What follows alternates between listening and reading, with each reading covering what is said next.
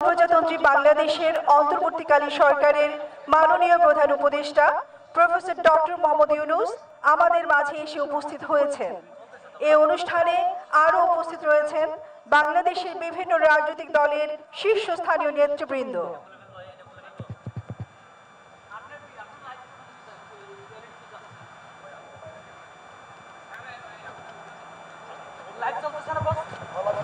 বিভিন্ন রাজনৈতিক দলের শীর্ষস্থানীয় নেতৃবৃন্দকে সাথে নিয়ে ধীরে ধীরে মঞ্চের দিকে এগিয়ে আসছেন।